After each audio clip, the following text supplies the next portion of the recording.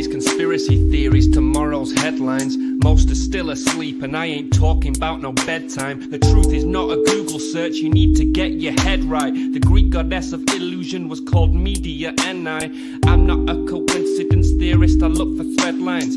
Smashing every deadline, no longer smashing red wine. Though I can hear the bells chime, it feels like the end times. That probably should have been smashed on red wine, but the carnal mind is foolish. Obey and end up ghoulish.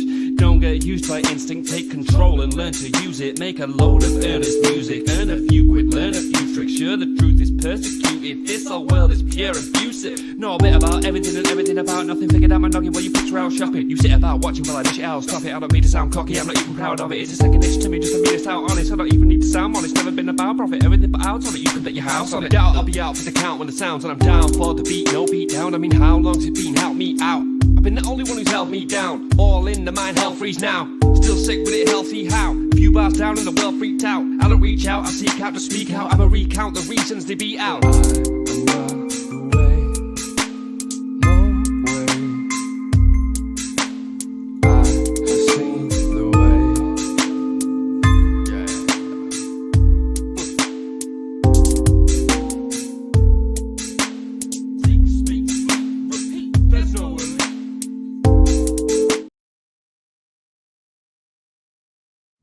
Welcome.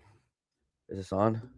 I can't really hear myself, so give me about 1 second so I can verify that this is working.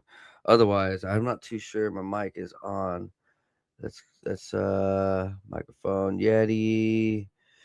One moment, por favor, mi amigos. Yeah, all right, it works. Cool. All right, great. So it's just I switched up a few different things. I got some new headphones, a new Bluetooth setup, and I switched it out. So I'm not listening through my surround set anymore. Thank you guys for being here. If you guys could please like, subscribe, and share.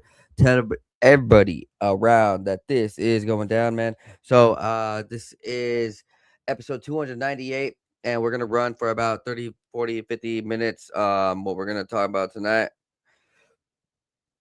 what I'm going to get into is Trump, some, what the fuck's happening, selling out our country, which is some bullshit. Fuck that fool. Secondly, there's some conspiracies, I guess, a little bit, and third, I just want to give a big shout out to Vacation Races. Let's see if you guys can see it on the back. Well, yeah, so Vacation Races, man. Go check them out on Instagram. Go check them out, whatever social you can find them. They are an amazing race company, or like, let's just say 5K, 10K, hill climb type company, where you sign up and you're going to some of the most prestigious, beautiful lands that you can find. Like, I was at Mount Rainier over the last weekend, and I absolutely loved it. There were views that I got there that I would never find anywhere else. I took a little bit extra time to take some pictures. I started out about 4,000 feet up in the sky, about 2,000, 3,000, 3,000 something. I don't even know what it was. Then I went up to 8,000 feet. So I hiked about a 4,000 feet. And it was pretty intense. I mean, they wanted to make that a race. And don't get me wrong, there was some people running up there. Hats off to them. I didn't want to do that this first time around. What I wanted to do was just kind of get the experience, understand the course, specifically because it was steep. The course was absolutely steep. There was rocks all over. It was trails. There was dirt. It wasn't like paved at all. And it went uphill, and some parts were actually pretty dangerous to run and walk across. Like they were sliding down the rocks, and the dirt and everything was sliding off the mountain while we were going up it. So we were kind of just having to find our footsteps and hold on. The higher you got up, the more you breathed, and literally I finished I don't know what time it was. 4-ish, 5-ish. I'm not even too sure. All I know is that I was up on top to see the sunrise, and I absolutely loved it. There was incredible views, and I want to just give a big shout out to Vacation Races for hosting these. Um, the Mount Rainier competition, it's anywhere from like it was 100 to 200 for the different tickets.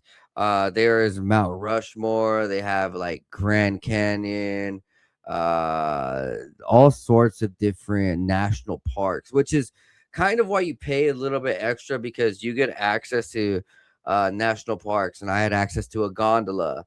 Um, so if you want to go camping, you have like premier opportunity to go camping on a weekend where they have actually rented it out for the most part. So, they have their own spot. Some of these locations, some of these places, I know that they actually serve food. So if you go for the 2 to 3 days, you can, get fed a little bit. Um, where I was at, it was pretty much a cabin over at Crystal Mountain. Uh, ate ate a nice home style home cooked burger, and I absolutely loved it. It was 10 for 10.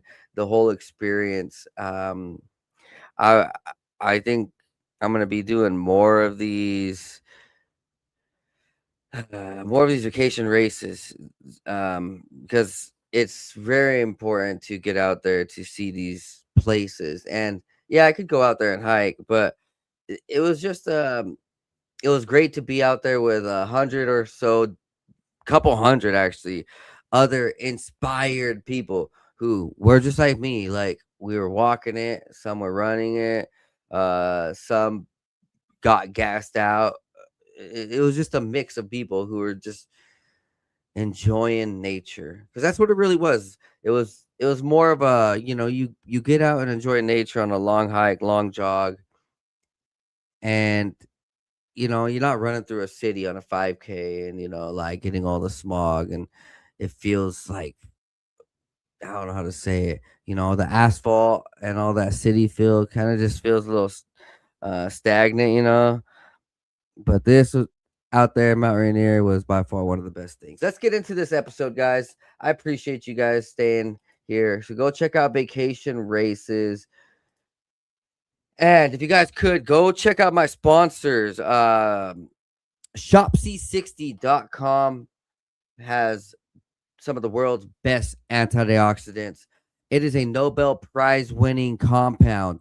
Yes, C60. First research by Buckminster Fuller over in the 80s. And it's been a staple for the last 40, 50 years as a Nobel Prize winning supplement. It is a perfect carbon molecule. Molecule. I don't know why I said that so funny in my mind, but it is one of the best supplements that I have ever tried. One of the world's best antioxidants. And I will actually say, like, it's helped me get energy all day. It's helped heal me up faster than anything I've ever taken. Um, and it feels like I'm cutting out some of the the radicals, free radicals and the heavy metals in a sense. I'm not detoxing, but I'm vibrating and so energetic that stuff kind of just gets away from me, and I feel like I'm flushing it out faster. If you guys would like, go over to shopc60.com and use coupon code 509 Divine Pines. Thank me later. Let's go ahead and get into a little bit of this. There's some videos I got for everybody, so let's play this right here. We're all one. Did you know the military right? has been studying the use of forest fires as a weapon since 1970? Truly shocking. Forest fire is a military weapon. Final report, June 1970. Yet more insanity from the military-industrial complex. This formally classified U.S. military report provides in-depth detail on the methods the military uses to prepare vast swaths of forests for extremely intense forest fire incinerations. The United States Forest Service provided much of the data for the U.S. military. Question: Is that really the job description for the Forest Service, to instruct the U.S. military on how to, quote, set the stage for maximum intensity forest fire incinerations by months-long atmospheric spraying of desiccants and defoliants? Are U.S. citizens and populations around the world now in the same category as the Viet Cong were during the U.S. invasion of Vietnam? Even more disturbing about this report is the fact that it includes specific data that outlines the best engineered forest fire incineration timing for various regions in the U.S. But surely that's just theoretical military research. It's not like anyone has been spraying our forests with chemicals. The Forest Service is spraying glyphosate in the forests of Lake Tahoe and the surrounding areas. They're using the herbicide as a tool for forest management and burn scars, and even in recreational areas like trails and campgrounds. This needs to stop, and it's going to be up to all of us. So yeah, that fog outside your window, I'm sure it's completely natural. Nothing strange about it. Okay, this is the smoke in Traverse City.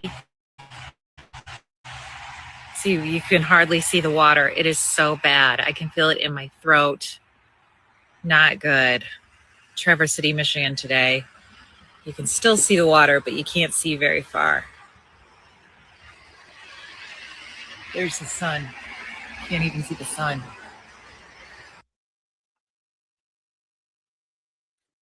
Yeah, so there are fires all around. And you know what's crazy is that over here in my local area, Washington State, it was a few weeks ago where there were some fires over here in Benton County. And someone put it together on a map. And there were fires in a direct line, hundreds of miles apart, meaning it was at the certain right latitude, and then 20 miles over to the east, same latitude, same place, same verticality, whatever that you can find on a map.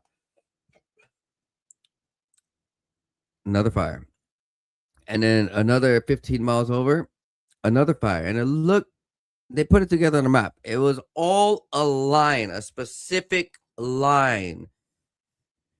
And, we've heard about the Palisades, right? I covered it on my podcast when the Palisades were on fire in California.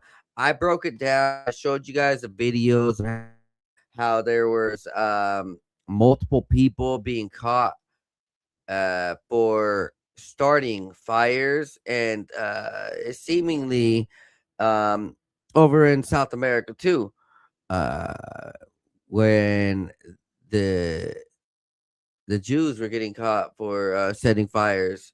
Was it Argentina or Chile? Somewhere down there, right? Well,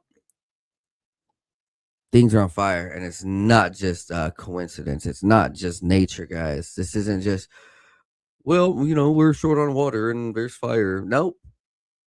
This is deliberate. Check this out. This is from Joe Rogan's podcast. Down to emojis. Yeah, Jamie thinks emojis are the next hieroglyphs. I think he's right. I think he's got something there, right? If they get real good, it's kind of hieroglyphs.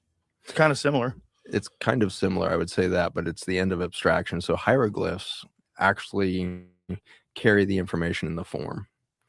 And so the form of those shapes, now we've, some of the greatest minds on the earth are starting to recognize that if you draw one of those shapes and show it to a human mind, it creates an incredible medical response. You can reverse inflammation, all kinds of things by looking at the shape, because the shape is creating a waveform. Wait a minute, looking at the shape of certain hieroglyphs? Yeah, the shapes that are in Egyptian hieroglyphs are now being used to really change human biology. We're realizing it was not a symbolic representation of something, it was a full transmission of information. Is there papers written on this? So Ibrahim is one of the greatest minds out there. He's out of Egypt, Cairo, Egypt, and he's in his 80s now. And I'm going to connect you with him because you'd love to have him on this show. But he has been hired by large, groups, and now Switzerland has hired him now to recode their 5G network with these shapes to improve biology and life around the 5G network, which I think is the future of technologies. Technology is not bad. Technology is not integrated in natural systems. And so Ibrahim's showing us this pathway to understanding how these original shapes that are represented within a lot of the hieroglyphs and things like that in Egypt, but also really embedded in the actual technology of the pyramids. It was a method of communication that was beyond the human mind, it was a life force transmission. So is doing something to you while you're understanding the context of what the hieroglyphics is trying to communicate. It's actually having a physiological experience. And anybody will have this physiological experience even if you don't understand the context? There's no understanding involved. Okay, so you just go there, stare at these things, and it reduces inflammation? Yeah. Is there anything on that online? Can we find something? Jamie, how dare you laugh at that? We're going deep, son. I did, and Put on the waders. I tried everything, and it said there's no link, but I'm looking harder. Do you know of a good resource we could find a link to something like this? Is his 'Cause I'd like name- to know how they measured the inflammation. Is I'm this- not opposed to believing that it's possible. Just look up Here it is. Is that Ibrahim. Ibrahim Karim. Karim? Yep. This is All it? right, well, that's Okay, it This is says the biogeometry. this is his quote.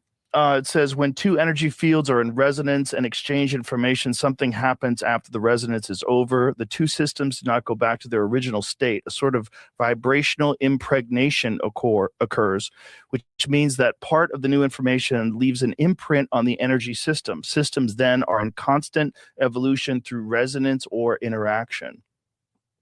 Well, that certainly seems to be what people are.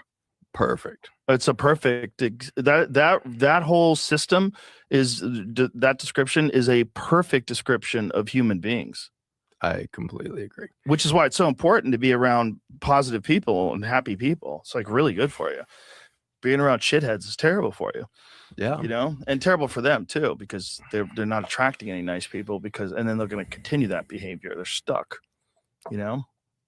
But that's fascinating. So what they're talking about right there is cymatics.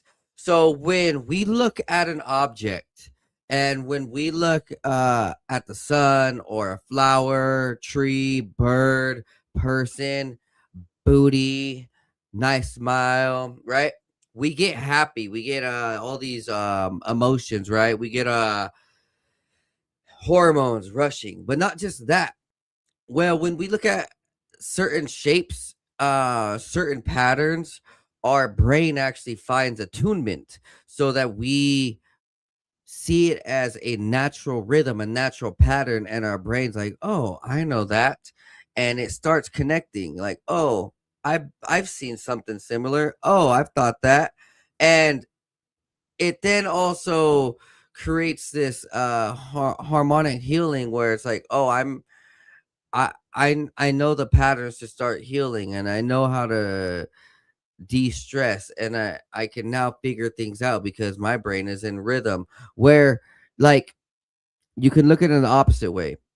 When these celebrities go through MK Ultra, these celebrities go through some dark programming, satanic type of stuff, and they start getting all like Britney Spears or these other celebrities who are really dark and going through really hard times. You hear about it is that these artists were put through dark things. Like Epstein put the people through dark things, and they put them through dark images. They subjected them to dark music, and it really messed up their biology, really messed up their brain. It shuts them down. Let's go ahead and finish this right here. So Contributing your brain to medical science. Have you? Am I contributing it? And what I think manner? it'd be very interesting to study you. I would be. So there's a word that really captures the living force out of that quote from Ibrahim, and it's a word called biosis. And so the word biosis means and refers to the interconnected relationships that make life possible. Your mind is one of the funnest things to watch, and that's why everybody watches, because you come in with a curiosity, which I think is the real key to being human. You looked at that and you immediately said that's what being human is. Two energy fields that can impregnate each other. Yeah. This podcast has been a 16-year impregnation inspired by your curiosity. Well, it's impregnated me as well. It's not like, I'm That's the one my who- point. Yeah. That's my point is you have made yourself available to over and over again be impregnated. You are making your whole body system available to new information. And a lot of the people that are in here aren't like measured as the smartest people on the planet, and they're not measured as the nicest people on the planet. You keep attracting to yourself the ones that are going to challenge your biology to stretch more, to grow more. You want to grow so much that you created this whole system for yourself. I'm intrigued by that soul. I'm intrigued by somebody that would magnetize 100 million people to themselves, not so that you can impress other people, but so you can receive that much information that Ibrahim is talking about.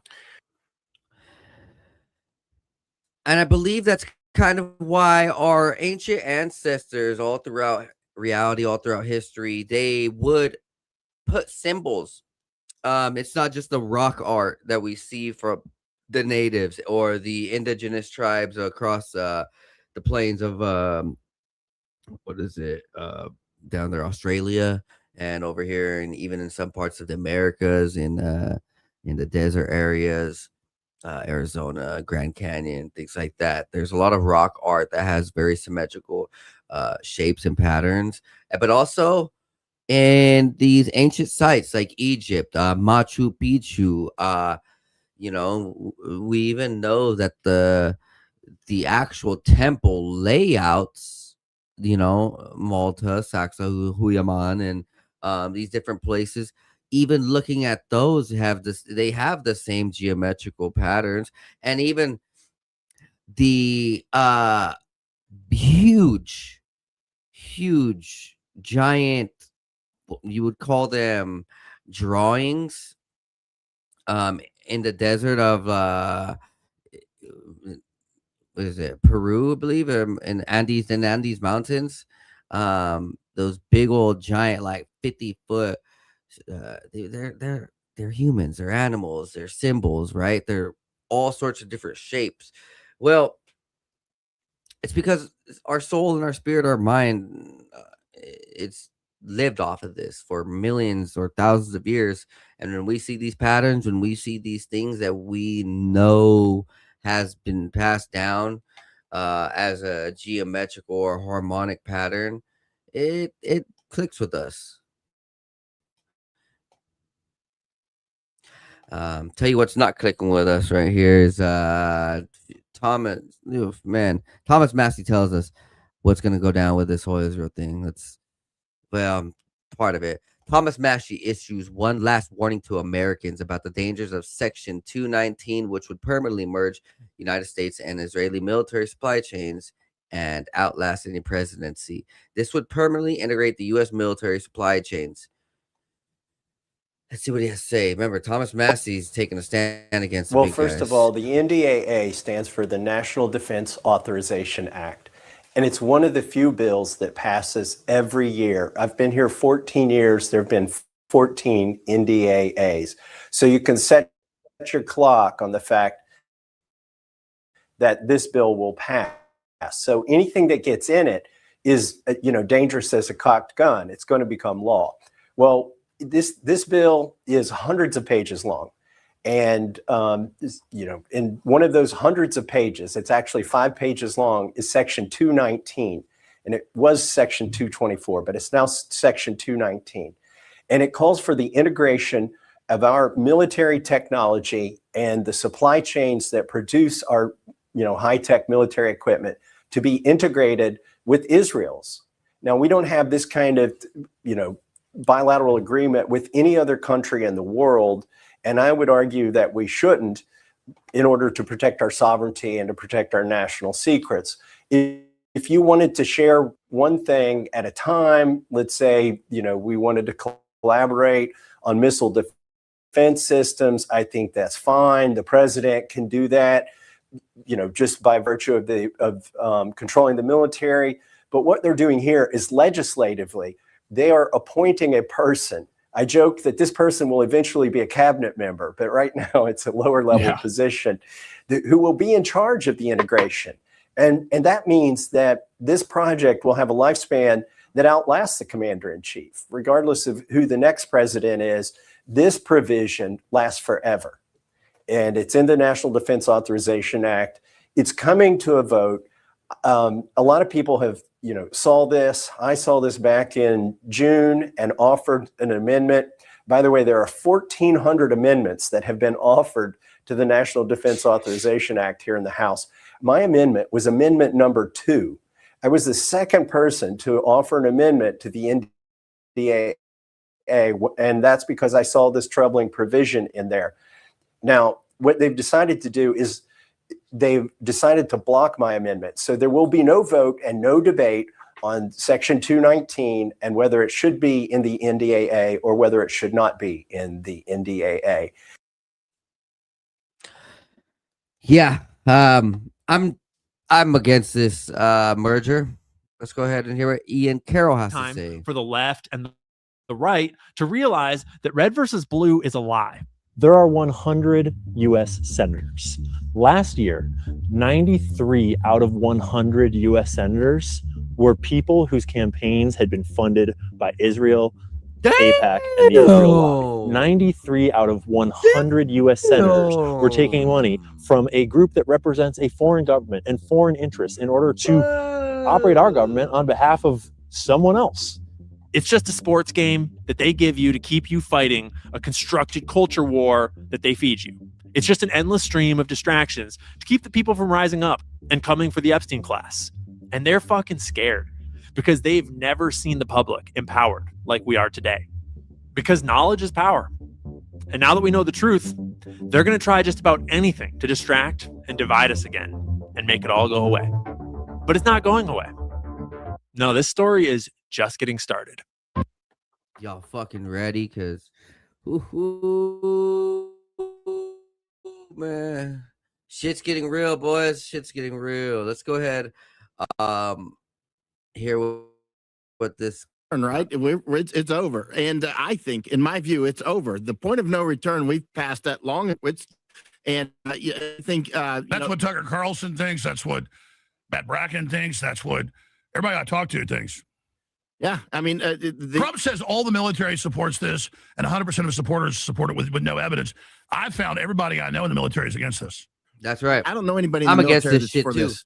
No, you have more context than probably anybody. When you talk to active duty and others and former, and I'm not in the military no more. But for all your years of war correspondent, I mean, what are they saying? Fuck that. I haven't seen anybody that's for this. I haven't seen anybody at all that's like, hey, let's go to war with Iran. They all know this is foolish. At minimum, this is foolish. I opened the phones up, and 9 out of 10 callers that are military are against it. The main target actually is the United States. A lot of people don't get that, right? And more globally, the globe, to reduce the population to control the remnant, right? So this is huge war. This is big boy war. That's why people that are talking about the MOU and all that nonsense and the peace talks, I'm like, listen, I don't even have time for that. There's no peace talks. It's a distraction. You're wasting my time. They have occasional crescendos, and this is one of them. And it's game on, and it's really big, and it's global, and like it's never been before. And there's different parties that want to do different things. Some parties want to depopulate the earth. Other parties are not even paying attention to it. And I think it's going to surprise them when it finally happens. And then there's parties that, like China, just wants to rule the world and make the world Chinese. They're very clear about it. They want to make the world genetically Chinese. They're super clear about that. Right. And then we've got the Zionists that would like to wipe us out. Obviously, they're super clear about it. They don't hide it. They brag about it. They say, Netanyahu says, you destroyed our temple in 70 AD. America and Europe is Rome, and you're going to get it. They call us Romans. I mean, he says that occasionally, right? I mean, we are the Romans to them.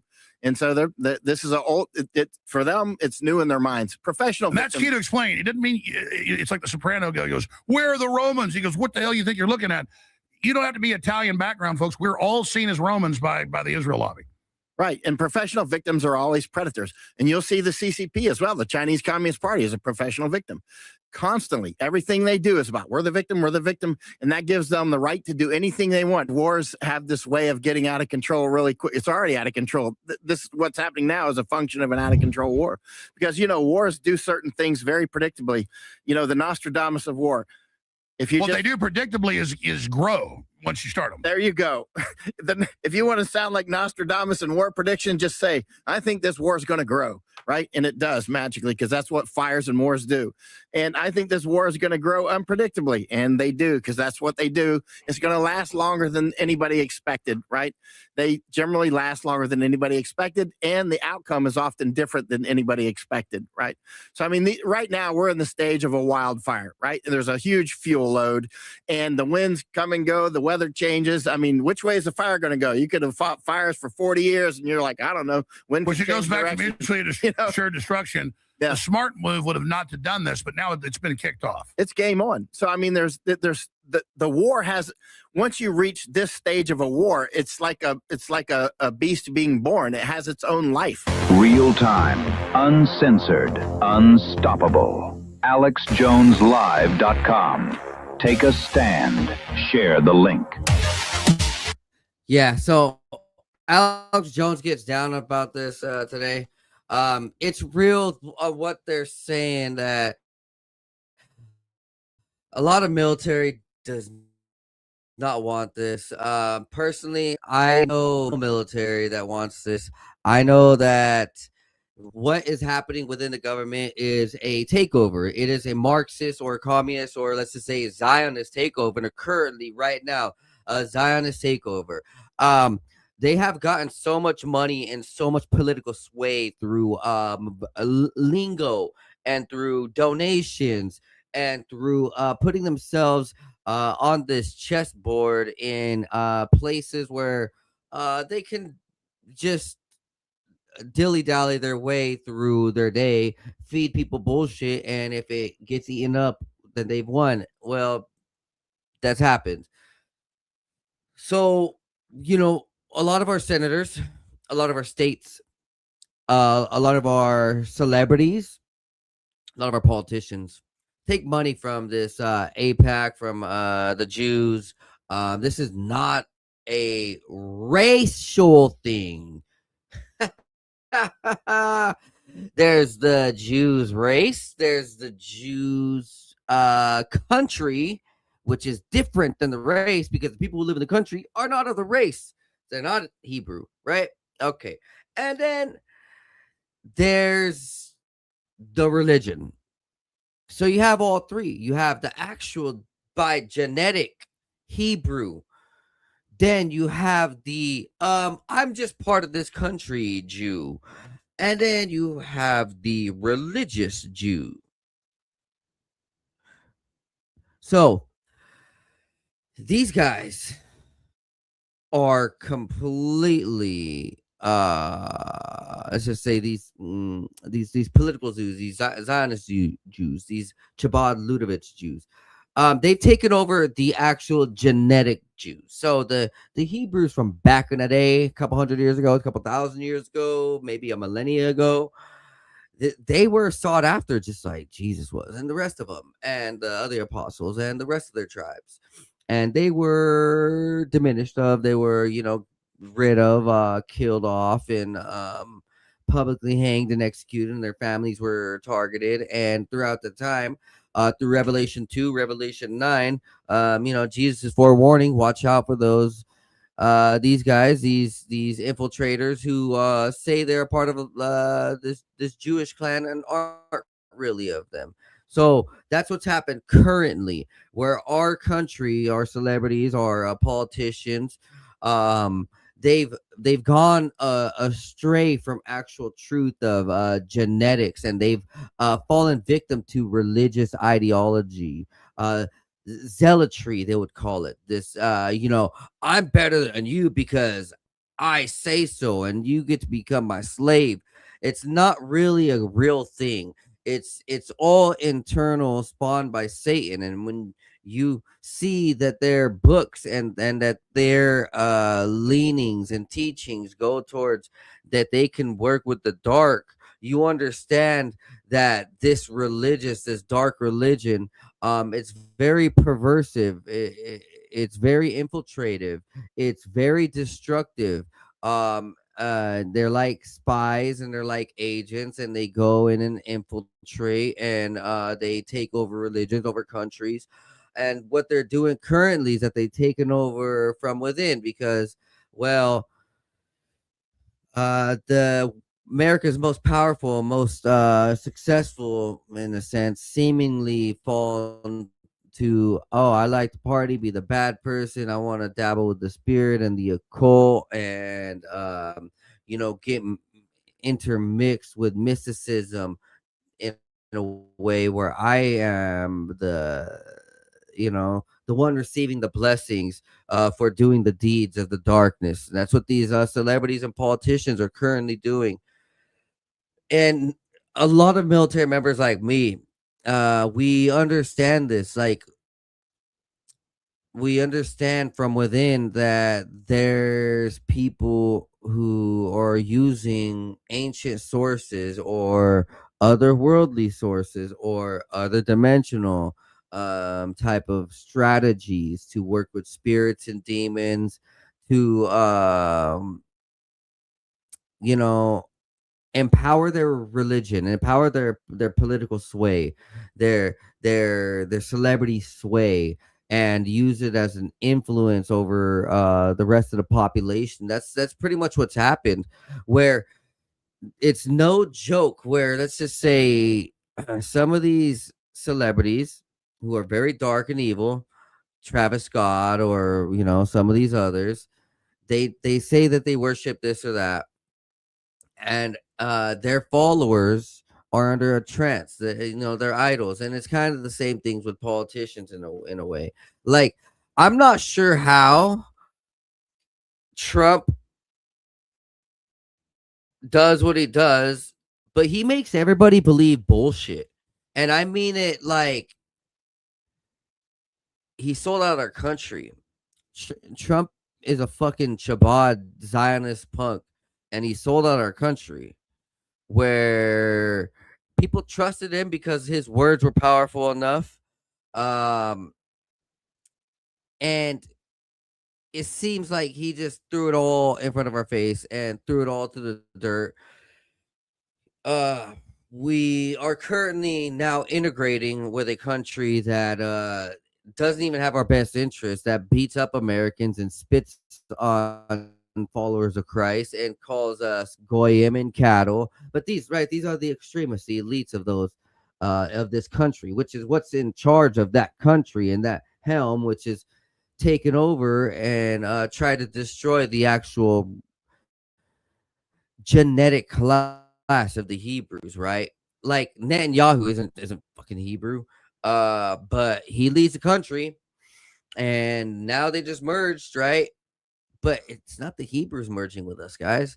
We know this. We have a sense of understanding where we're like, these aren't the tribes of Israel. This isn't the tribe of Judah.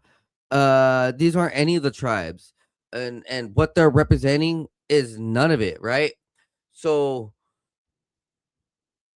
it's kind of obvious whose side Trump is on, whose side Pete Hegseth is on, and not like what I mean countryside, but I meant like spiritual side, the spirit side of them. When you can tell that they're willing to sacrifice the whole country just for their own political gain. It was just mentioned, I believe it was Sam Tripoli, and it was either that or yes, one of the Sam Tripoli's episodes throughout this week. Donald Trump pretty much did the biggest backflip in money that the world has ever seen, where he was in debt, he was bankrupt, and now he's one of the world's richest again because he used his political sway and positions to benefit himself, to boost himself, and he sure succeeded. I think it's a good time to pray. I think I'm not even joking though. I don't mean to laugh in like in a bad way, but like this is a real time to pray, guys. Our country seemingly had the blindfold thrown on them, bent over, and then railed. And a lot of people won't have the balls. I know I do. I know that there's others out here in the podcasting world who have the balls to speak up and be like, yo, look, like something ain't right, man. Like, there's really something going on with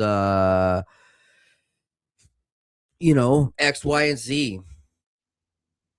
But we need to pray because there's things being it's just a trip. There's a poly market bet that says like what I forgot what it was. The bet was Jesus is going to return before GTA 6 or something like that. And so you could win money by either winning or losing a bet, whatever, I guess, right? But like, people are betting on Jesus' return over a GTA 6 game, and like the way that everyone's acting, man, in a sense, careless, spiritless, prideless, like no morals, or we have anything to fight for anymore. Like people, like, don't give up, guys. Don't give up. There's still a whole lot of game left in this. There's still a whole lot of years left in this. There's still a whole lot of time left in this war, left in this battle, and it's something we need to pray for. Like, we all need to be in this together, in a sense where, hey, like, just to take this back to World War II, in a sense, World War One, like, there really was some, bloodshed going on, right? We don't want bloodshed no more. And I think we all just need to understand that we can't be turning sides and having division everywhere. And not just that, but being weak and not standing up for what's right, or you know doing what we need to take care of our own, and make sure that we're ahead of the game. Like, we can't just sit here and be out of the game. Like, you're live, and so you're in the battle no matter what. Like, if you're alive, God put you here for the battle. Don't think that, oh well, I have this type of job, I'm not any useful, or, well, I don't really think like that. It's not up to you. It's not a, well, I think like that or not thing. That's not up to us. That's like you trying to control God. That's like you trying to control what the angels or Jesus wants, or what God's trying to make you think of, or God's trying to put up in your spirit, where like that's who we are naturally. It you know Times have changed, where this ain't 2,000 years ago, where you're actually in chains and in bondages and in slave ships, right? Like, you have freedom, use it. Otherwise, like, you know you're just gonna be used by a vessel. Like, if you don't use this vessel, your vessel will be used. Like, you'll be manipulated. You'll be the digital slave. You'll be a real physical slave. But like, we don't want that. Nobody wants that. So we got to take it upon ourselves. Uh control our reality. Control, like, our power and our confidence, and how to make a change, and how to speak up, or how to help someone who's making the change, or how to be part of the right circles to move with the change and move in the right direction. That we, like, even if we don't have a voice, don't be hanging around with the people who are moving in the wrong direction. And this goes for all type of things. This isn't just political or spiritual. This is for all type of things. Recently there's been a big old dramatic I don't know, people should just say it for what it is, like, abuse of alcohol, man. Like, there's been so much abuse on alcohol lately that I've been standing up, and I've been taking a toll. I've been taking a voice on this, where I don't really like it. And there's a lot of people out here who are falling victim to violence, or falling victim to accidents, or falling victim to bad health, and they're not doing anything about it, right? Like, you know, as time goes on, we grow, we evolve, we get smarter, faster, stronger. Everything in our life, we grow up, right? We mature. We're supposed to. We're supposed to be more intelligent every week, every day. We're supposed to be a little bit stronger every week, every day, whatever. Um, but a lot of people aren't utilizing those opportunities to make themselves better. Like we're society is holding itself back, right? And when we quit holding ourselves back and we all thrive and we all flourish, we all start getting bigger, stronger, faster, smarter. We all start growing better gardens. We all start growing a better food, right? Eating better, working out better. Like we thrive, but alcohol ain't like that. No matter what, no matter which way you look at it, like a lot of people ain't doing that. I bet you 95% of people out there drinking alcohol, they're not doing it right in a sense, right? Where you look back in the day, and when alcohol was being used 100 or 200 or 1,000 years ago, or whatever, there was some strong stuff, there was some weak stuff in a sense, but it wasn't meant, you know, to be drunk all day. And the people who were, it was obviously like very sinful. It was very bad, you know. It was more violent. It was dark. And you think we would learn, right? Over thousands of years, over hundreds of years, but it seems like people haven't. You know, those four locos were a problem. There's more liquors that are absolutely a problem.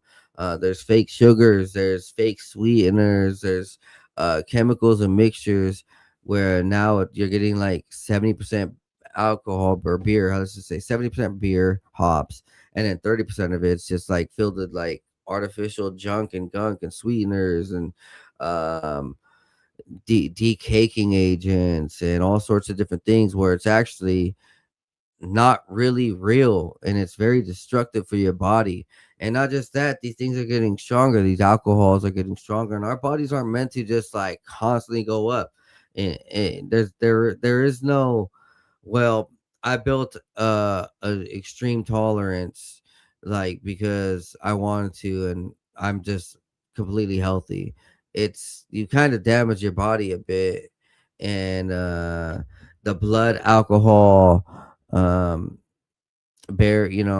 percentage, uh that's there for a reason. When you overdo it, you're gonna die. But a lot of people don't understand that. It's like out there in society, the people are getting more abusive, more wicked with this alcohol in a sense. And it's like the opposite of evolution or getting better. It's actually really just like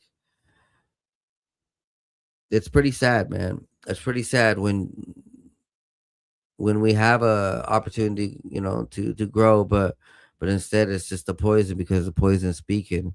You know, the devil has his ways to trick humanity, and it's seemingly working through the politicians or through the foods or different things.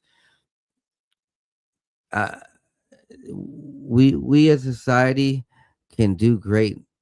We can be better every day. We can grow and thrive, but it's up to us. It's not just gonna it's not just gonna happen randomly without any work. Especially these days. It's all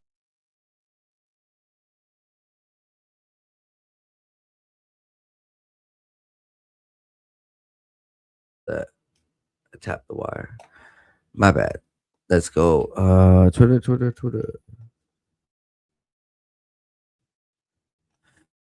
We're gonna play these clips. This clip right here from Cassie Coppersmith. She's talking about ancient technology. Like fairies, and they have these giant skulls on these very small bodies, and it does make you think that probably had something to do with the mythology of fairies in England. This was at Avebury, which is one of the big stone circles. When you walk in the museum there are these amazing anomalous elongated skulls on these very tiny little bodies. Whoa. The other interesting thing about elongated Are skulls, they children? I don't think so. No, there's a woman named Maria Whitley who writes all about these skulls that she found that have been found all over England. That's Egypt. Yeah, there it is. Yeah, so this is England. This is one of the skulls, but this skull is very small. But if you look at the shape of it, Their ears are in a different spot. They have huge eye sockets. I have another photo where there's one still attached to a small body. Whoa. Look at the size of that head. Isn't that interesting? That's crazy. Now, this one may have been a child. I don't remember specifically which of these skulls. Even as a kid, that kid's going to be a football player. He already has a helmet. Fuck, kid has a giant head. But it doesn't look right. It doesn't look right. It doesn't look right. Like, I have babies. They don't have heads that big. That's crazy. Even when a baby's got a big head, when they're little and they can barely hold their head up. Yep. It doesn't look Little like that. bobbleheads. That's crazy. Another really interesting. Look how far I'm sorry, but look how far it goes behind the spine. And look how flat it is at the bottom and the back. Yes. I mean, imagine holding that head up. Well, that's the other weird thing about these elongated skulls. The part of the skull where it connects to the spine is in a different place.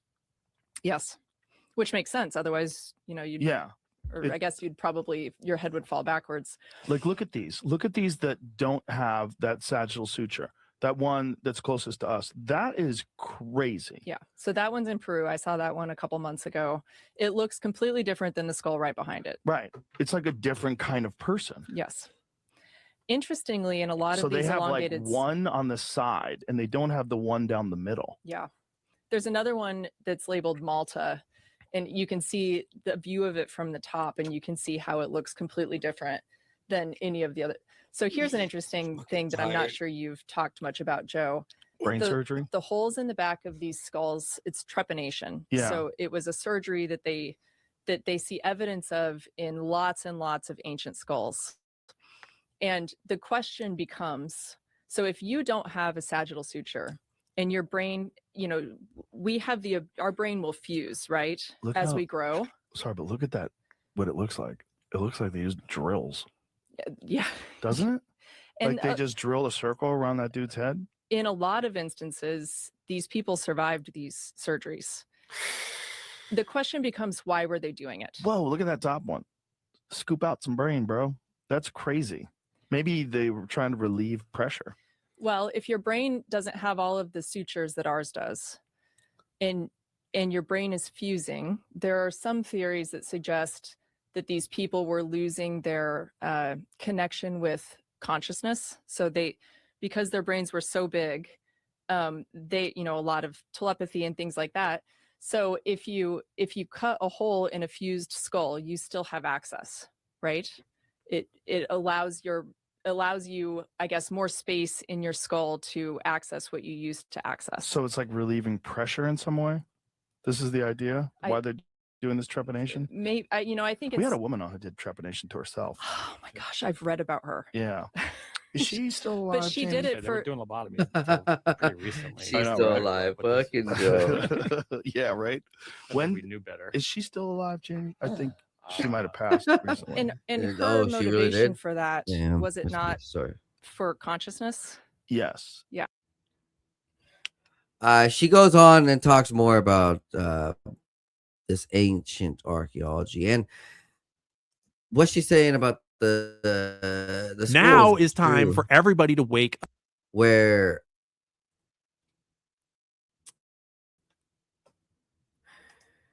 all across the world there's these ancient schools, long schools. Some of these schools are reference to certain beings, and many of the times these schools aren't really the same. Like some are wide, some are more vertical. Just so strange and different, just bigger. Check this out. Really knew where we came from. I think we would feel a lot less lost. South America, like, good Lord, there's so many mysteries. Like, explain away Sacsayhuaman. Explain away those stones. Help me out. Help me out how people with no steel and no heavy machinery move these things into position. Giants. Move these 20-foot tall, immense stones that are cut like jigsaw puzzles. It looks. So when we look at these schools and the stories, right, they speak of giants and great beings and great ones, and the gods and the demigods, and all of the religions have their names for the beings that were in the local areas, right? and it's all throughout the world. So there's no misconnection. Like, it's not just, well, they're only saying it, so they could be lying. It's the whole world is saying it in unison and showing the archaeological proof and showing the remnants of these sites that show giant doors and giant footprints and giant steps or whatever, right? All sorts of different things all around the world. It's not just what I mentioned. It's truly a remarkable tale, understanding our ancient history, seeing that we come from these giants, and it's directly related to us in a sense. Here's one of the sites. This is from Jay Anderson over at Project Unity. Hidden quarter over at Ola. Oh my gosh, I said this earlier. Olante Tambo, Peru.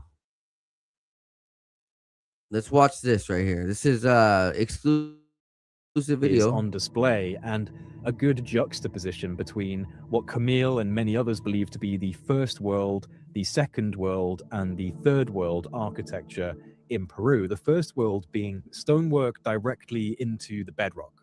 The second world being the megalithic work that often surrounds it, and the third world being the simple Inca structures that surround the other two layers, much like in other places, like in Gunung Padang, where we see the layers after layers of civilizations adding onto a site that has been considered sacred in ancient history. The same can be said in Peru, where we see layers of architecture essentially emanating out from a central point, and that central point, more often than not, is the incredibly precise bedrock work that we're about to see.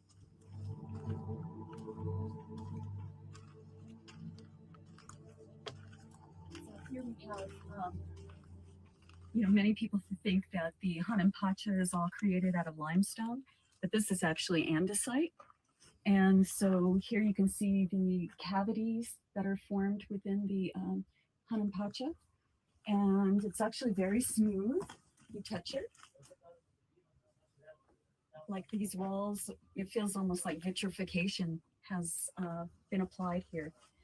And also you'll notice here in the corners how smooth it is. Oh yeah, it's not a 90-degree angle, it's curving into the bottom. They've smoothed it out. Exactly, yeah. So not exactly a 90-degree angle in there. It's just, and this is very common with all the Hanan-Pacha. Look at the angles on that. Straight into the bedrock, andesite, around 7.5 to 8 on the measurement of hardness. Mm-hmm.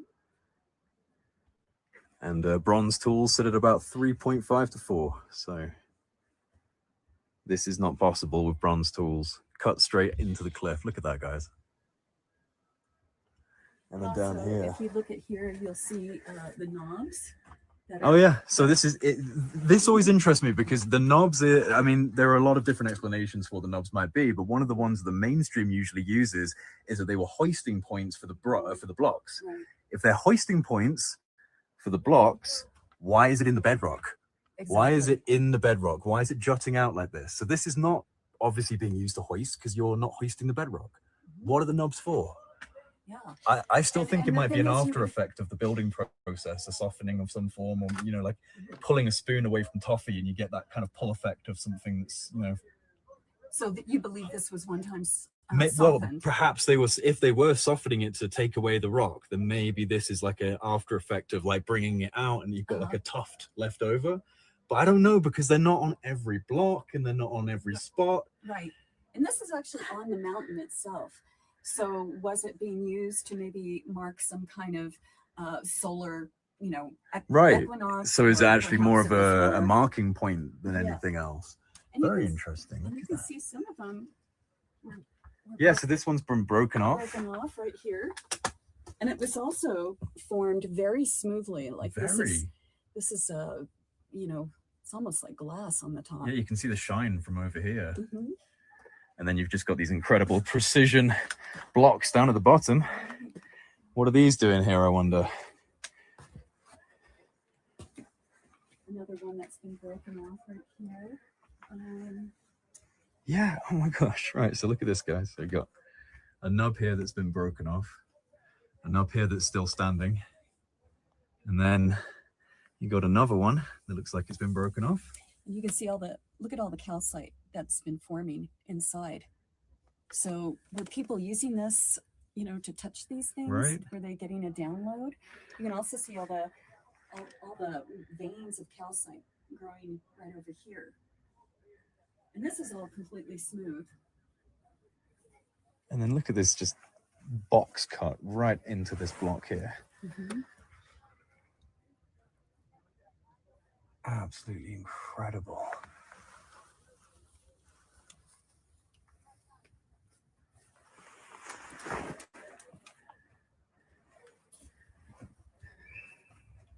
Oh, a falcon just flew by. Oh, wow. It just went right down Yeah, I there. just caught it on camera. Wow. That's an omen. That's a good omen. That's a special sign. But you see also how these two megalithic stones, they're actually carved to fit perfectly in with the Hanumpacha. Oh gosh, yeah. So this is a sign that the megalithic people saw this as somewhat of a special site. And they tended to Yeah, try to incorporate this into their own style. into their with the style. Hanumpacha. Yeah, so because this is something that you focus on actually is the differences in the fact that you have the megalithic. A lot of people do focus on that, but there is the bedrock work as well, and you think that was from a different people. I do. So could you talk a little bit about that? What do you? Yeah. So basically, when you're looking at Hanumpacha, it tends to be in the bedrock itself, and sometimes you'll find it like in Sacsayhuamanville or Chinchero. They'll be monoliths, and they almost look like they were made by man, not necessarily by nature. Though I would say this particular Hanumpacha rock is actually created out of the bedrock here at Ollantaytambo, and so. This is, I call this Hanumpacha. So this is first world. And the megalithic is actually second world. So what's interesting about Hanumpacha works is you usually find this megalithic built right into it. And then later on, you'll see Inca work. And if we look over here, we'll start seeing more of the Inca temples. So all of the cultures that came after Hanumpacha, saw these sites as really special, and they wanted to build their own temples here and to honor the people that were here before. I find it incredible that the megalithic work was done in a way that essentially attempted to merge it with the bedrock, shaping blocks of granite and andesite and diorite so that they literally connect with the first world architecture. That's what I'm talking about with these big giant blocks.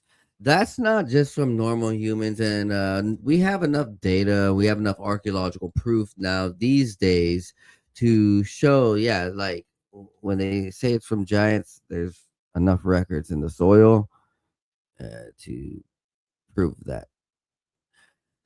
Check this out. Lil Wayne talking about aliens. Where is it? It's right.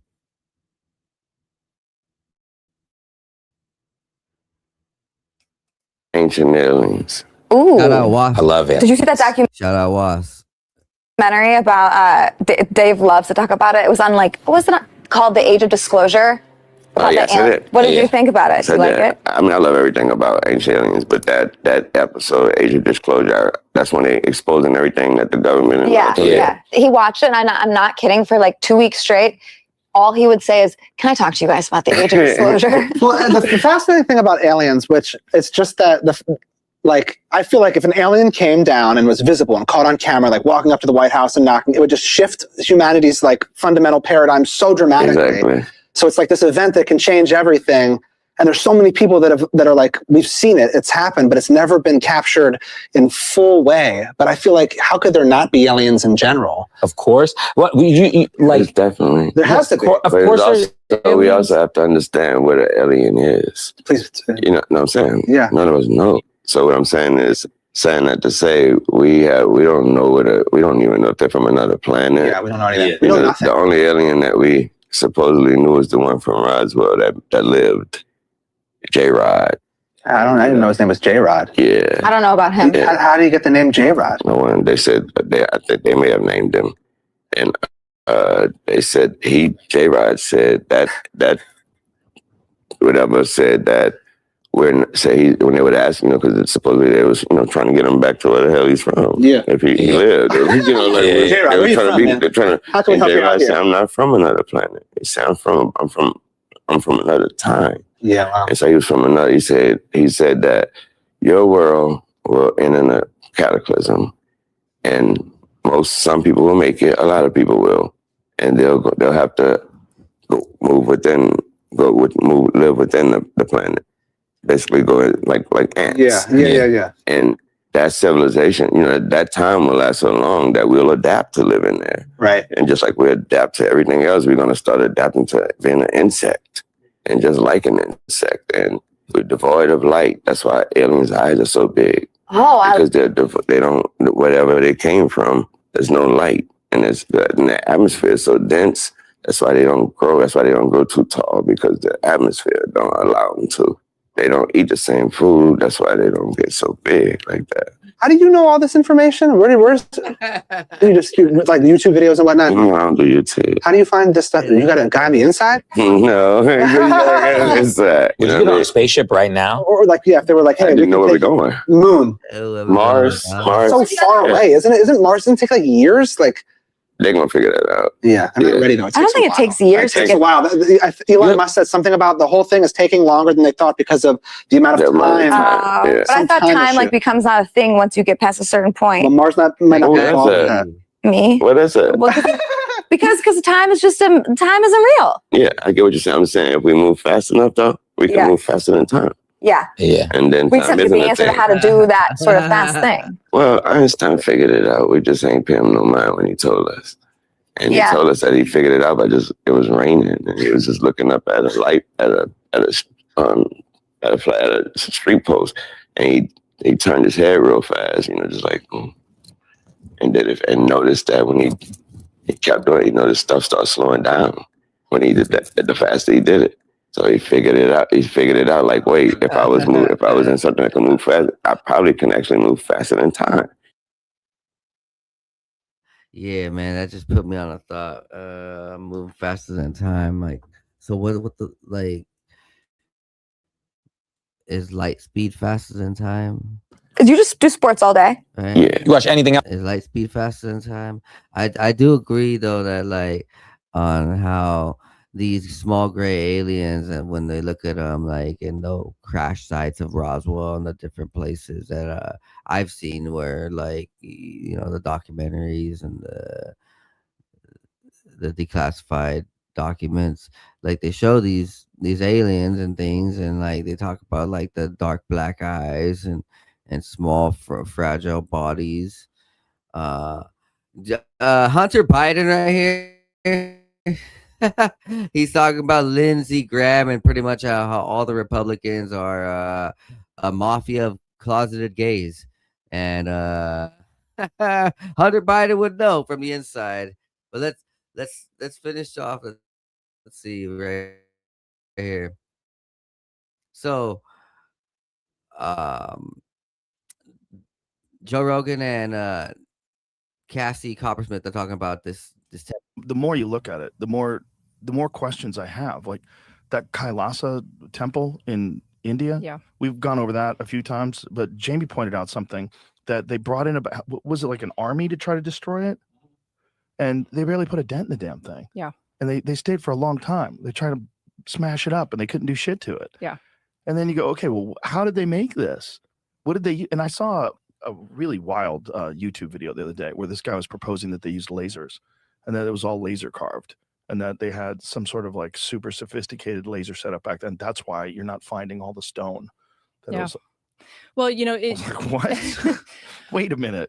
Look, I think that's absolutely possible. It sounds possible, but also so insane that we're so wrong about the linear timeline of human history that they had fucking lasers in India, like how many thousands of years ago? Yeah. That they were using. See, it's not just about this temple that people are speculating lasers. In the ancient texts in other parts of the world, they have stories of Burmana and these battles in the sky, and some of these craft would have lasers. And so when you start piecing together these stories and you look at these sites and they're like, yeah, we use lasers in the stories. And then you look at these sites, you're like, huh. Yeah. I think they're telling the truth here, buddy. You know? To carve an entire massive, perfect temple out of rock. I was just down at the Hoysala temples, which are in southern India, and they have these lathe-turned pillars. The pillars are feet across. They're huge. And you walk up to them and you look at them closely and you can see the lathe marks on them. And archaeologists concede that they're lathe turned, but they don't concede that it's machined. So they basically say, well, maybe they were turned on a lathe. We'll give you that. But that was probably human powered or animal powered. Yeah. So these are the statue or the lathe turned pillars in southern India. I was just looking at these with my own eyes a couple weeks ago. It's completely unexplainable. And to think of the size of the machine that would be required, you turn that pillar sideways, you connect it to a machine on each side, and you start lathing. Jamie, I have a folder in my India pictures that. God, that's so pretty. That has lots of so what you can see at sites like Hampi in India is you can see the evidence of lathing. So it almost looks like the setup that they would have used to carve these kinds of pillars. And it's just sitting in kind of far-flung corners of these sites. Nobody addresses what they are. And so the evidence is everywhere of this. It's just not, it's written off. It's like, well, that must have been an animal powered lathe. So I do think we have strong evidence for machining in ancient history. And in my mind, it doesn't have to be machines. There could have been other ways that they were doing this that we don't even recognize. I had Perplexity dig up something on the Kalyasa temple. Yeah. Let me find it here. It was just going into like, is the ability of what? Do you know how many people they thought made it? I guess I'll ask you that first. Do you know how the conventional method? They said 250 people made it over 5.5 years.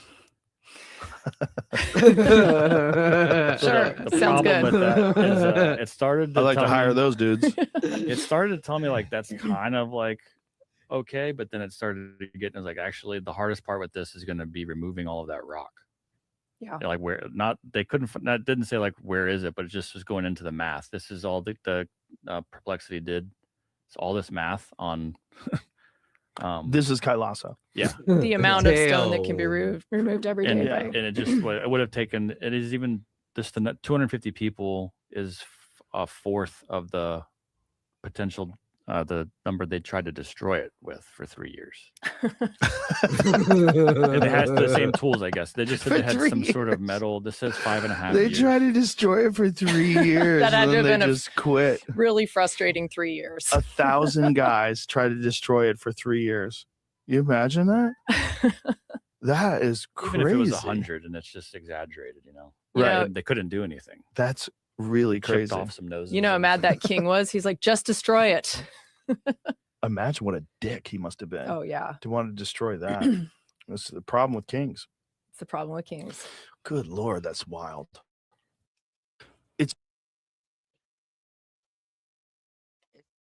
Seems like we're on the brink of rediscovering our ancient history and rediscovering what life's really good for.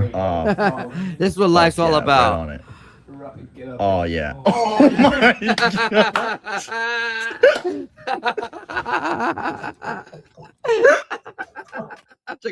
Oh, fuck yeah, right on it. They're trying to get punished. Oh yeah. Oh my god. Yo, the dude lifts his head up like, what the fuck? Oh man, I didn't have to do that in the military. Wish I would. I wish I did though. I wish they made me do that. Oh man. Yo, so Ian Carroll's right here coming back with some videos.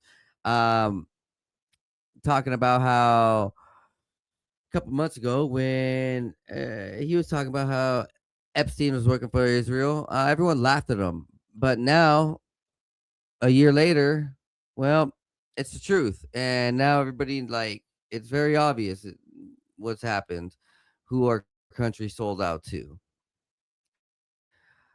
And part of it right here is JD Vance. This is a very statement from Stephen Greer on JD Vance.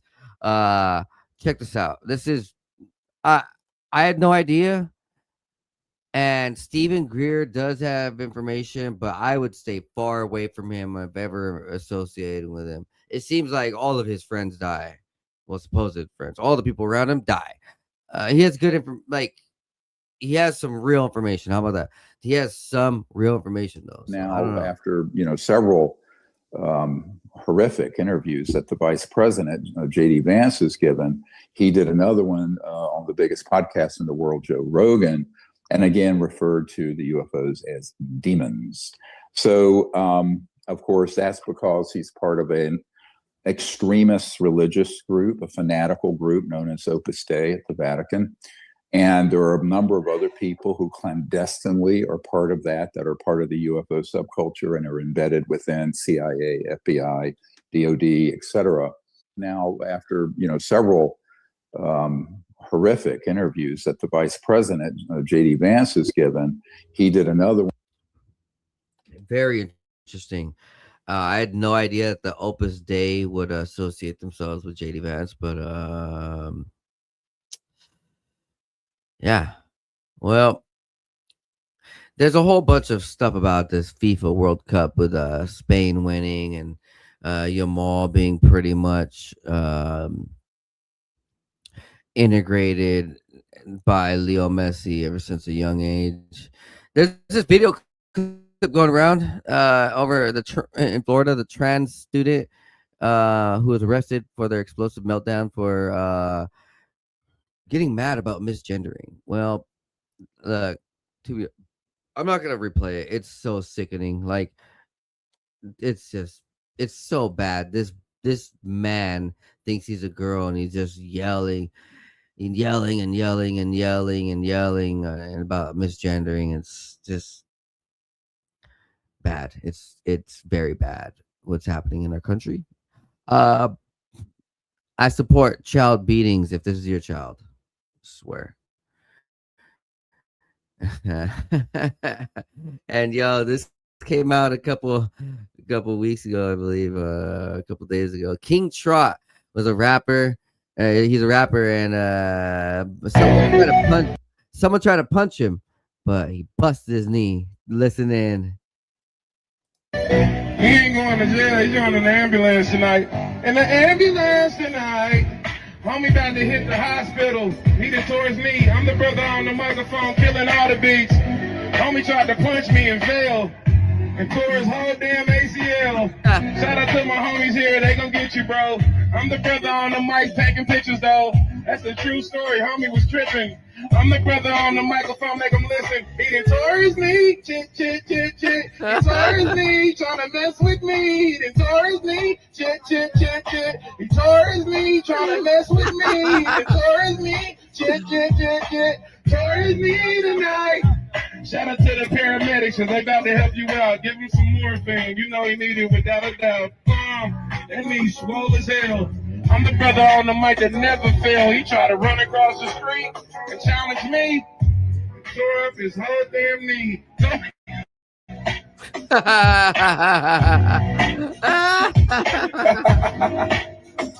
That's what you get, man, messing with God's people. He done tore his knee, get. Tore his knee, messing with me. He done tore his knee, get. Tore his knee, messing with me. He done tore his knee, get. Tore his knee, messing with me. Tore his knee, get. And now y'all let him in the gurney. Good God. Shout out to my dude for the tip in the red. Homie right here, I hope you learn from this. I'm the brother on the mic to make them burn for this. We gon' put it on the Instagram, dog. He the Taurus me, get. Oh man, hey, that's truth, man. You don't be messing with people that are blessed by God, man. Just don't do it. Angels be out here protecting. Oh man, we're gonna listen to this clip from Hunter Biden. This is pretty insane because Hunter Biden sobered up and cleaned up, and so he's actually pretty smart because he's been through a lot, like a lot. And there is like this closeted gay mafia, largely Republican, that exist in Washington, D.C., and everybody knows every single one of them who's gay. And so it's and what I believe, the only reason that is relevant is because I believe that internal conflict creates so much vitriol inside a person that they take it out on the rest of the world. And they do. And so what they do is their whole lives, they've been closeted. And so you have this like black ball inside yourself, this like blackened heart by the fact that you can't be who you want to be. And so you take it out on everybody else. And these men, largely men, have done exactly that. And everybody knows who they are. Everybody. Yeah. Yeah. Lindsey Graham. Yeah, of course. Yeah. Yeah. So have you seen, speaking of that, I say that Trump is now in his deathbed confession. But by the way, like for Lindsey Graham, like everybody knows that Lindsey Graham was gay. Right. And I don't like, I don't have I really had, and I liked Lindsey Graham when I was a kid, but everybody knew that he was gay. Right. And, but we still kind of like talk about it on like CNN, like, well, then the only reason it's relevant is because of the fact that they seem to do everything that they possibly can to take out their inability to know and live their true life on everybody else. Man, that I have heard that plenty of times about the right who are like Trump and Hegseth and all them and all the extreme right, where they're really closeted gays. Chappelle.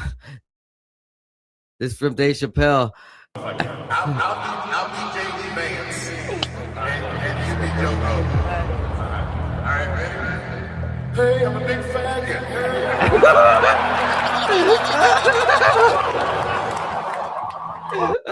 I'll be JD Vance, and you be Joe Rogan.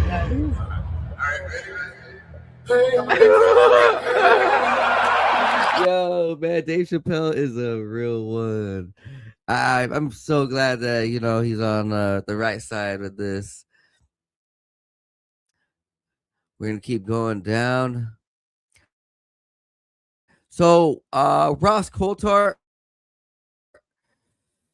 is sharing extraterrestrial image of a veteran researcher and journalist, and he's been at the top of a lot of research and stories around the world for a long time. Terrestrial technology. Let's listen. And the material documents are intriguing.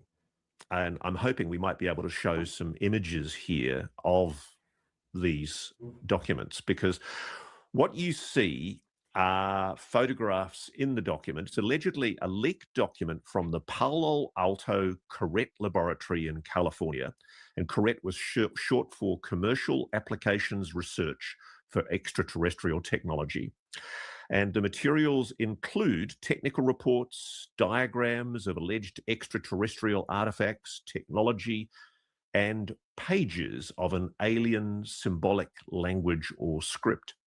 And in around about 2007, a guy calling himself Isaac created a website on Fortune City, isaaccorrett.fortunecity.com, and it's actually archived on the Wayback Machine. You'll find it if you just put Corrett into the Wayback Machine.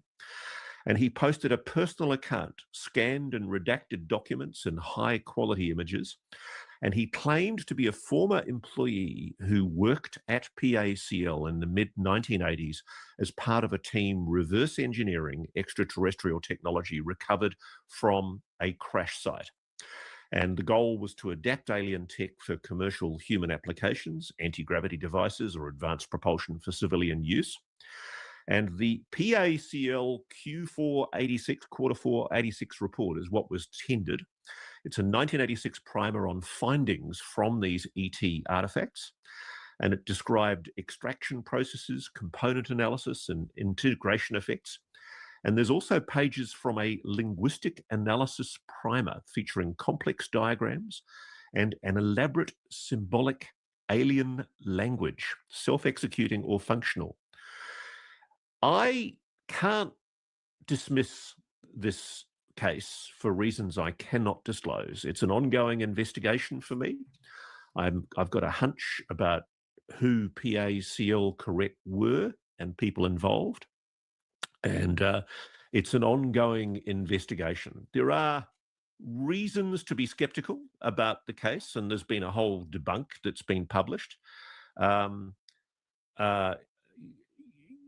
It does beg questions to me. Why would somebody create such an elaborate document?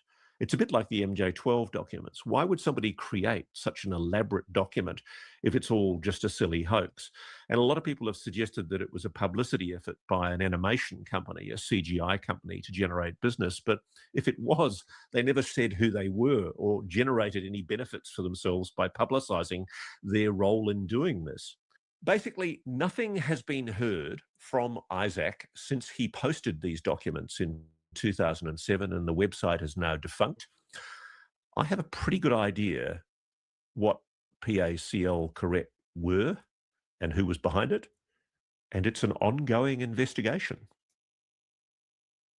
I believe that there are groups and the individuals who are probably not part of normal society, right? You know, they're either Masonic or military, or strangely enough, even breakaway groups, scientists who figure out they need to do things on their own and create their own little league, and possibly extraterrestrial helped. So, with the help of some of these UFOs, they're being led to these places, or through some agreement, a treaty. There's some deal being made. There's some deal being made. Some allegiance being made. It's just, we got to figure it out, who it is, who's really making the allegiances.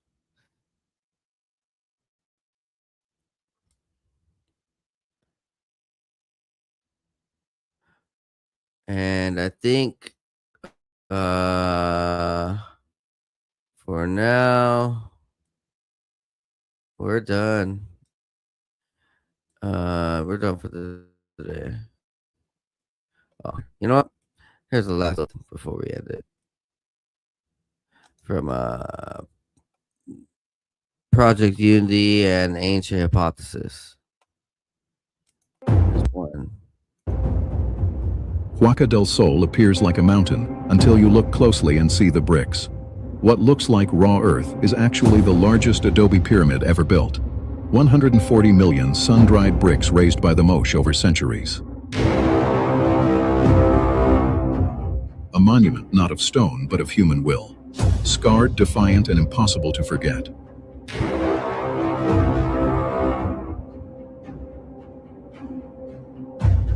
Behind it, Cerro Blanco rises like a sentinel.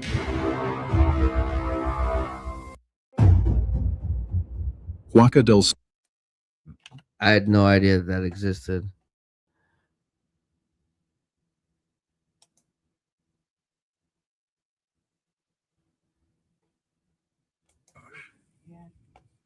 So this is a drill hole in these ancient sites, just to go and show you a little bit more proof that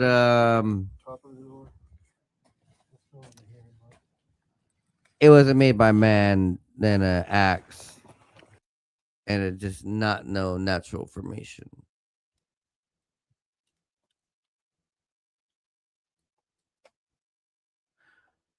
Well, that's it, guys. I hope you guys have a good night, man. Be kind to one another. Live your dreams out. Always plan ahead. Drive safe. I'm just giving you guys words of advice. Literally, go down below. Check out all my sponsors. Get all the links. We all need the vitamins. We all need the supplements. We all need water ionizers and electrolyzers to help boost our vitality, boost our energy, keep us proper, healthy, focused, and balanced. And use my coupon codes, because we all know that these prices out here are absolutely horrible. So if you could, go buy some. You'll thank me later. Also, donate over to 509 Divine Pines, Cash App, PayPal, or buy me a coffee.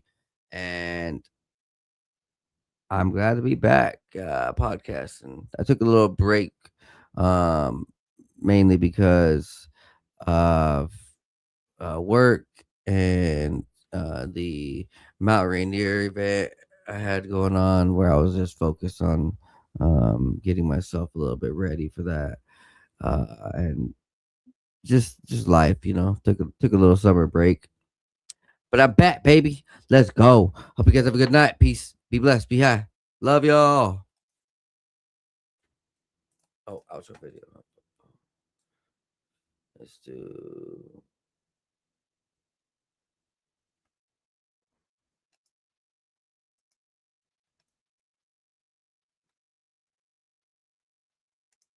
Oh shit.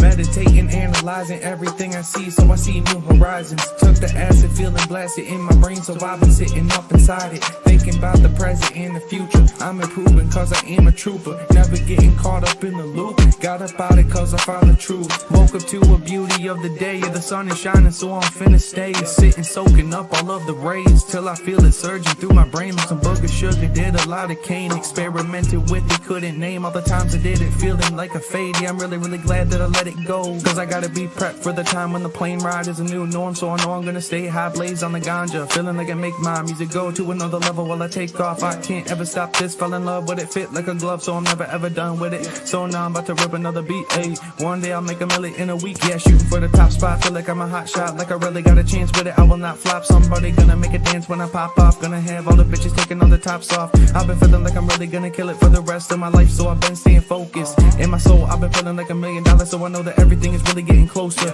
Yeah, no posers, only been hanging with the ones I've chosen. Only all the people that are living in the right way, cause they spending every day growing.